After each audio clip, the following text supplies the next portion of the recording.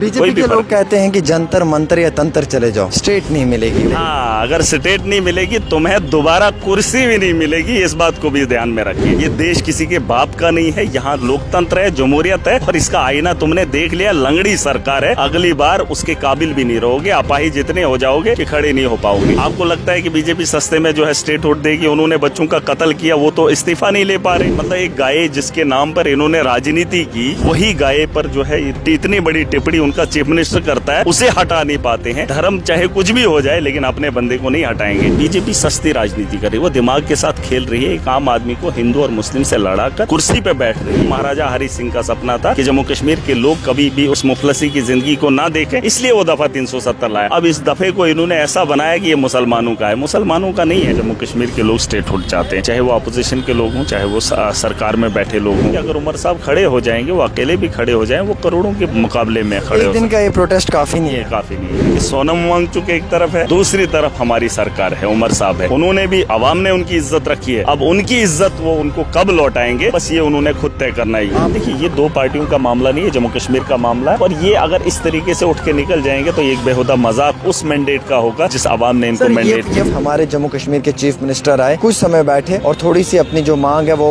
सामने रखी और चले गए। आपको लगता है ये काफी है? नहीं, ऐसा नहीं है, ये काफी नहीं है। अगर उनको लगता है कि इतनी सी बात से वो मान जाएंगे तो उससे पहले उनको ये याद होना चाहिए कि उन्होंने चुनाव कराने से पहले ये कहा था जम्मू कश्मीर के अंदर चुनाव होंगे और चुनाव के बाद ये सारी चीजें होंगी। लेकिन वैसा तो उन्होंने किया नहीं, वो अपने वादे पे खड़ा नहीं उतरे। एलजी का शासन वहाँ पे चल रहा है, भाजपा को क्या फर्क पड़ता है। एक दिन में ये लोगों को दिखाने के लिए नहीं होना चाहिए। मुझे लगता है अभी तो शुरुआत है। उन्होंने भी कहा है, आज मैं उनका कोई स्टेटमेंट पढ़ रहा था, उन्होंने कहा ये तो शुरुआत है। मुझे लगता है उनको बैठना चाहिए। ये मजाक नहीं है, ये अंधभक्ति नहीं है। इतने लोग बेवकूफ और जाहिल नहीं है कि आपकी ये बात कहेंगे नहीं 370 के लिए महबूबा मुफ्ती लड़ेगी, ऐसा नहीं है। क्योंकि तुमने ये काम कर चुके हैं, ये कारनामा आप ही का है। हाँ, तो ये आप इसमें मत रहिए कि आप एनसी काम नहीं करेगी, एनसी फेल हो जाएगी, वो अपने वादे अपने मैनिफेस्टो पे खड़ा नहीं उतरेगी, फिर आवाम जो है पीडीपी को वोट देगी। ये तो गलती होगी। एक सीट मिल गई बाई इलेक्शन में, ऐसा नहीं है। आप जम्मू कश्मीर का मुस्तकबिल वहाँ का नौजवान खुद लिखेगा। अगर आज के दिन खत्म होगा फिर तो बेहुदा मजाक है और इस मजाक का जवाब आवाम अपनी ताकत से देगी। आज दिल्ली के अंदर जंतर मंतर पर नेशनल कॉन्फ्रेंस ने रियासत के दर्जे के लिए प्रोटेस्ट किया। आम आदमी पार्टी के प्रेसिडेंट जनाब महराज मलिक साहब ने भी अपना समर्थन दिया। हम इनसे जानने की ये कोशिश करेंगे कि क्या ये एक प्रोटेस्ट स्टेट को लाने के लिए काफ़ी है या सोनम वांगचुक की तरह उमर अब्दुल्ला को भी जो है वो हंगर स्ट्राइक पे बैठना पड़ेगा अपने अधिकारों के लिए। बहुत बहुत शुक्रिया सर। आज पूरा दिन हम लोग जंतर मंतर पे रहे, काकरोच जनता पार्टी का बहुत हल्ला गुल्ला रहा, आपने भी देखा। उसी बीचों बीच हमारे जम्मू कश्मीर के चीफ मिनिस्टर आए, कुछ समय बैठे और थोड़ी सी अपनी जो मांग है वो सामने रखी और चले गए। आपको लगता है ये काफ़ी है? नहीं, ऐसा नहीं है, ये काफ़ी नहीं है। अगर उनको लगता है कि इतनी सी बात से वो मान जाएंगे तो उससे पहले उनको ये याद होना चाहिए कि उन्होंने चुनाव कराने से पहले ये कहा था जम्मू कश्मीर के अंदर चुनाव होंगे और चुनाव के बाद ये सारी चीज़ें होंगी। लेकिन वैसा तो उन्होंने किया नहीं, वो अपने वादे पे खड़ा नहीं उतरे। एलजी का शासन वहाँ पे चल रहा है, भाजपा को क्या फ़र्क पड़ता है। ये उमर अब्दुल्ला साहब जम्मू कश्मीर में कर क्या रहे हैं? देखिए, उमर साहब को ये बहुत ज़रूरी होना चाहिए, क्योंकि जब सरकार बनी थी, जब आवाम का मैंडेट मिला था, तो तब लोगों ने उम्मीद दिखाई थी, एक ताकत दी थी इन लोगों को और इन्होंने भी मैनिफेस्टो में बहुत सारी बातें की थी। लेकिन उस पर खड़ा उतरने के लिए मुझे लगता है बहुत मुश्किलें हुई। 2 साल बीत गए और स्टेट हुड के लिए अलावा इनका 370 का एजेंडा था, जो मैनिफेस्टो था, लेकिन उसको छोड़ने के बाद अगर स्टेट हुड के लिए भी छोटी सी लड़ाई लड़ेंगे, ज़रूरी है। लेकिन इतना एक दिन में ये लोगों को दिखाने के लिए नहीं होना चाहिए। मुझे लगता है अभी तो शुरुआत है। उन्होंने भी कहा है, आज मैं उनका कोई स्टेटमेंट पढ़ रहा था, उन्होंने कहा ये तो शुरुआत है। मुझे लगता है उनको बैठना चाहिए। ये ज़रूरी नहीं सब के सब एमएलएज यहाँ पे रहें, वॉलंटियर्स रहें। जिस तरीके से बाकी प्रोटेस्ट करने का एक तरीका रहता है, तब तक उन लोगों को मतलब मनवाने की कोशिश अगर उमर अब्दुल्ला साहब हंगर स्ट्राइक पे बैठे हैं तो क्या आप उनका साथ देंगे? क्या आप भी हंगर स्ट्राइक पे बैठेंगे? ऐसा है, मैंने आपको पहले ही कहा, न्योता सबको था। जम्मू कश्मीर के लोग स्टेट हुड चाहते हैं, चाहे वो अपोजिशन के लोग हों, चाहे वो सरकार में बैठे लोग हों। वहाँ का हर नागरिक जो है बेहतर ज़िंदगी देखना चाहता है। वहाँ का एक मतलब वोट क्यों देते हैं? सबसे बड़ी ताकत एक आम आदमी के पास वोट है। वोट की ताकत से उन्होंने सरकार बनाई। अब सरकार को वो काम करने का मौका देखना चाहते हैं कि वो सरकार काम करे। लेकिन ऐसा नहीं है कि बीजेपी के लोग अपोजिशन में बैठकर जहां सेंटर की पॉलिसी वो चलाएंगे, वहां उनका वोटर भी यही चाहता है। अगर उमर साहब इस तरीके का काम करते हैं तो यकीनन महराज नहीं, पूरा जम्मू कश्मीर, सोनम वांगचुक जी लद्दाख से है ना, वो कोई नेता तो है नहीं। ना ही उनको इससे कोई लेना देना है, लेकिन बच्चों के लिए, बच्चों की बेहतरी के लिए, देश की बेहतरी के लिए वो यहाँ पर आए और इस वक्त हज़ारों लाखों लोग जो हैं, नौजवान जो है उनके साथ खड़े हुए है ना।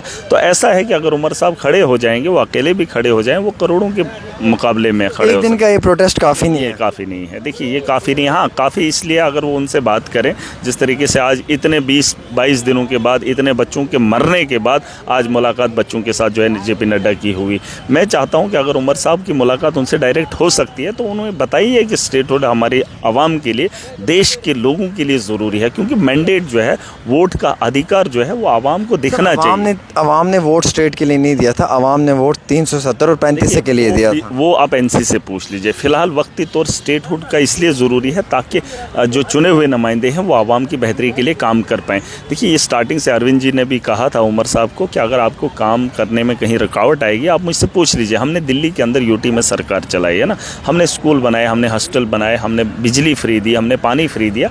हम चाहते थे कि वो चीज़ें वहाँ पर हों। हमें तो UT में रहकर उन चीज़ों में भी दुश्वारियाँ आ रही है। लॉ एंड ऑर्डर तो दूर की बात है, हमें तो छोटे छोटे मुद्दों पे परेशानी आ रही हैं, उनको लड़ना पड़ेगा। और उन्होंने वादा किया है, बहुत बड़ी ताकत है उमर साहब के पीछे, पूरी आवाम है, मैंडेट मिला है। और उनके अगर वो अकेले भी खड़े रहेंगे, सोनम वांगचुक जी खड़े रहे, कुछ दिन तो मजाक ही करते रहे, नहीं कॉकरोच है। क्या सर ये एक प्रोटेस्ट था या जस्ट ये एक ड्रामेटिक सीन था किसी पिक्चर का? ये सही बात है। अगर आप देखेंगे NC हो या PDP हो, अभी तो मैं कुछ नहीं कहूँगा क्योंकि मेरा स्टेटमेंट इसलिए भी ज़रूरी नहीं है। मैं अभी देखूँगा कितने दिन ये चलेगा। आज इन्होंने किया, अब उठ के निकल गए, हो सकता है ये कहेंगे हमें प्रोटेस्ट नहीं करने दिया। मैं ये नहीं कहता हूँ, अकेला उमर साहब भी बैठे तो कोई दिक्कत नहीं, जब उनको कोई वहाँ से उठाएगा तो बात की बात है। महबूबा मुफ्ती भी कह रही है कि नहीं। देखिए ये दो पार्टियों का मामला नहीं है, जम्मू कश्मीर का मामला है। और ये अगर इस तरीके से उठ के निकल जाएंगे तो एक बेहुदा मजाक उस मैंडेट का होगा जिस आवाम ने इनको मैंडेट ये फॉर्मेलिटी थी। मैं वही कह रहा हूँ, ये तो खुद दिखेगा ना। ये अभी तो नहीं कह सकते, क्या पता ये कल से ही बैठ जाएं, ये महीना भी चले। आप कैसे कह सकते हैं, हम कैसे कह सकते हैं कि आज ही दिन ख़त्म हो गया? अगर आज के दिन ख़त्म होगा फिर तो बेहुदा मजाक है, और इस मजाक का जवाब आवाम अपनी ताकत से देगी। वहाँ PDP की अभी बयानबाजी हो रही है। महबूबा बुखारी साहब नहीं आए, PDP नहीं आए, क्या कहना चाहेंगे? आना चाहिए था। हमारा की बात नहीं करूँगा, उनके पास तो कोई MLA है नहीं, है ना। उसके अलावा महबूबा मुफ्ती की जहाँ तक बात है, उसने कहा कि नहीं 370 के लिए इनको लड़ना चाहिए।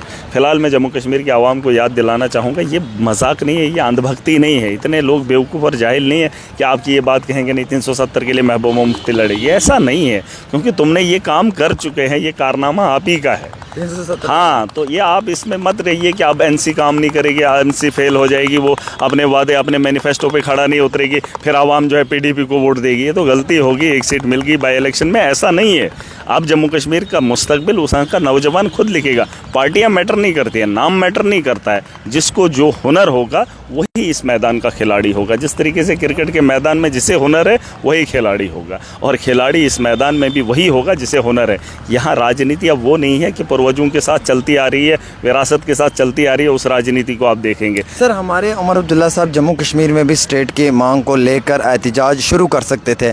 हमारी रियासत हमारा हक कर अपने लोगों को हंगर स्ट्राइक पे बिठा सकते। आप और मैं उन्हें ज़बरदस्ती नहीं बिठा सकते हैं जब तक ना उनका मन करे। सोनम वांगचुक, मैंने कहा ना उसे वोट चाहिए ना उसे पैसा चाहिए, लेकिन फिर भी वो देश के नौजवानों की बेहतरी के लिए यहाँ पर 20 दिन से स्ट्राइक पे हैं। उमर साहब को तो मैंडेट मिला है, उन्होंने तो वोट मांगे हैं, उनको तो इज्जत दी है। लेकिन आज आवाम की इज्जत की अगर धज्जियां उड़ाई जा रही हैं, तो वो अगर एक दिन में निकल जाएंगे, खिसक जाएंगे, तो मुझे लगता है इससे बड़ा मजाक क्या ही हो सकता है। हम और आप क्या ही समझा सकते हैं। ये नौजवानों के साथ नहीं, नस्लों के साथ मजाक है, और इस मजाक को हम बर्दाश्त नहीं करेंगे। मैं चाहता हूँ उमर साहब को हमारे समझाने की ज़रूरत नहीं पड़ेगी। जिस तरीके से मुझे भी कहते हैं कि आपको ज्ञान देने की, आपको बताने की ज़रूरत नहीं। मैं सिर्फ इतना कहूँगा कि सोनम वांगचुक एक तरफ है, दूसरी तरफ हमारी सरकार है, उमर साहब है।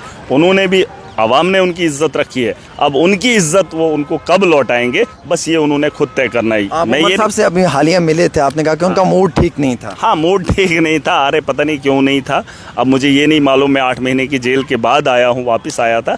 मैंने ये कहा कि जो इख्तियारात हमारे पास हैं, हम ज़रूरियात की चीज़ें आवाम को देने में अगर मतलब कासिर रहे हैं, तो हमें इस बात को समझना चाहिए। हमें ये लड़ाई लड़नी चाहिए। महराज अकेला कितना ही लड़ेगा, कितना ही लड़ेगा। आपने उमर साहब से पूछा कि जब आप जेल गए तो उमर साहब ने कोई आपका स्टैंड नहीं लिया, कोई बात नहीं देखिए की? इसमें देखिए मैं वही कह रहा हूँ कि उनका एक एमएलए अंदर गया था तो उनको ये फर्ज बनता था, वो अलग तरीके से प्रोटेस्ट कर सकते थे। वही मैं बात कह रहा हूँ।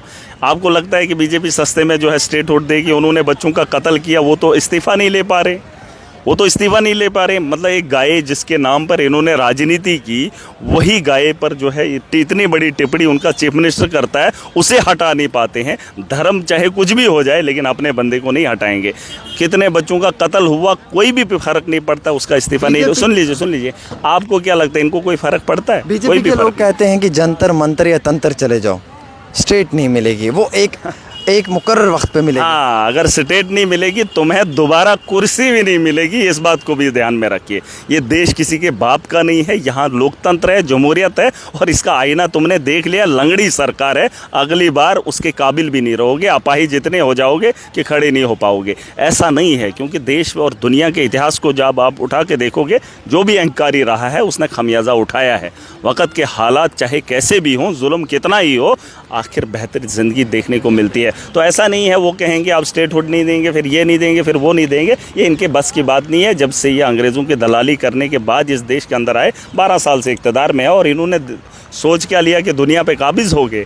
अरे उतार चढ़ाव ज़िंदगी में इन्होंने बहुत अब्दुल्ला साहब ने कहा कि आज एक 90 साल का बुजुर्ग शख्स एक प्रोटेस्ट को लीड कर रहा था, अपने वालिद की तरफ उन्होंने इशारा किया, और कुछ लोग जो हैं वो सिर्फ हम पे टिप्पणियाँ करते हैं, ट्वीट्स करते हैं घर से बैठकर बंद कमरों से। अरे उनके तो बुज़ुर्ग तब भी चल ही रहे हैं, लेकिन वो बुज़ुर्ग जो बुज़ुर्ग होने थे वो तभी जवानी में ही कब्रों में चले गए। उनका क्या, ये तो तब भी ज़िंदा हैं, बात कर रहे हैं, लेकिन उनको कब्रों का क्या करेंगे जिन्होंने कुर्बानियाँ दी, जिन लोगों को इस रास्ते पे चलाया गया। जम्मू कश्मीर के अंदर हालात क्या हुए, मुझे उस बहस में नहीं जाना है। ये ज़िम्मेदारी है, हम नौकर हैं, हमें नौकरी करनी चाहिए, हमें आवाम के फ़राइज़ पूरे करने पड़ेंगे। जो हमने मुद्दा उठाया उन मुद्दों पे खड़ा उतरना पड़ेगा। मैं उनके वालिद मोहतरम के बारे में बात नहीं करूंगा। सुनिए, सुनिए, कई सारे लोग कहते हैं कि उमर साहब को अब रिज़ाइन कर देना चाहिए अगर रियासत नहीं मिल रही है। बिल्कुल। देखिए एक बड़ा जवाब जाएगा, या तो ताकत से लड़े जो ताकत आवाम ने दी है, या तो उस ताकत के दम पर वो काम करे। जैसे काकरोच लड़ रहे हैं, बिल्कुल नहीं, लड़ना पड़ेगा ना।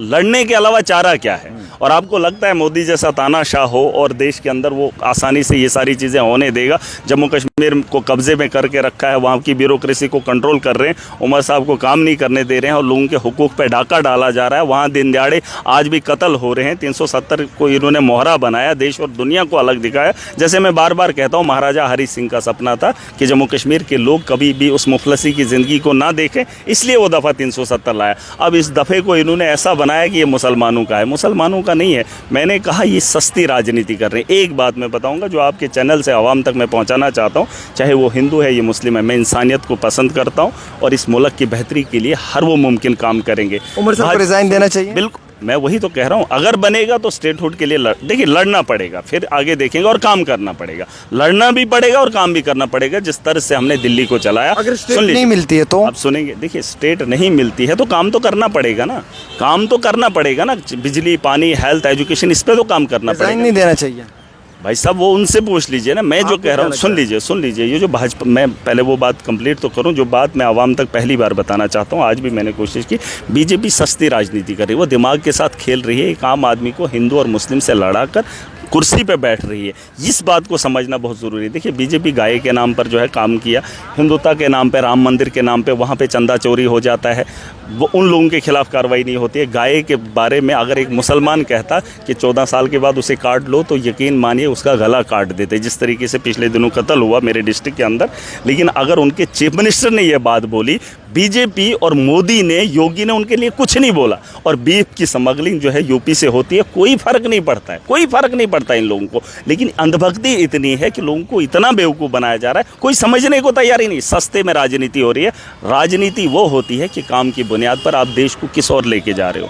अगर ये बात लोग समझ गए, जिस तरीके से आज दिल्ली की सड़कों पे काकरोच घुस रहा है, गली गली में आपको काकरोच दिखेगा। अगर ये काकरोचों की तादाद यहाँ देश के अंदर ज़्यादा बढ़ गई तो इनका जीना हराम हो जाएगा, यहाँ पे हिट काम नहीं करेगा, बल्कि ऐसा हिट इनको लगेगा इनका ना मतलब वजूद ही ख़त्म हो जाएगा। बेहतर होगा उमर साहब को लोगों ने मैंडेट दिया, उस मैंडेट की कदर करें आप।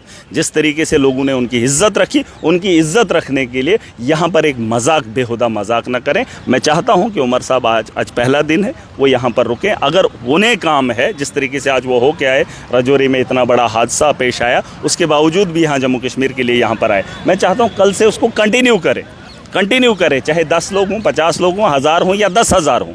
ये काम, इसमें लोग भी योगदान देंगे, उनके पार्टी के वर्कर या एमएलएज नहीं, 2-2 एमएलएज को यहाँ पर रख लीजिए, लेकिन इस प्रोटेस्ट को जारी रखना पड़ेगा। अगर जारी नहीं रखे, ये मेरी बात याद रखना, ये मैंने बहुत पहले भी स्टेटमेंट दिया था, आज भी दे रहा हूँ, अगर जारी नहीं रख पाए तो ये जम्मू कश्मीर की आवाम के साथ बहुत बड़ा मजाक है। और पीडीपी को लग रहा होगा कि अगली बार हम सरकार बनाएंगे, तो ऐसा जम्मू कश्मीर के नौजवान को मैं करने नहीं दूंगा। और इनको लगता है अब तीसरा फ्रंट खड़ा हो जाएगा, और वो तीसरा फ्रंट जो जम्मू कश्मीर की बेहतरी के लिए काम करेगा। ये इस भरम में ना रहें कि नाम पे राजनीति होगी, पार्टी पे राजनीति होगी, जो जिसके काबिल होगा वही राजनेता बनेगा। बहुत बहुत शुक्रिया। हमारे साथ महराज मलिक साहब थे, जिन्होंने पूरे अच्छे से सारी चीज़ों को एक्सप्लेन किया है। मैं उम्मीद रखता हूँ कि आप अपनी राय ज़रूर देंगे।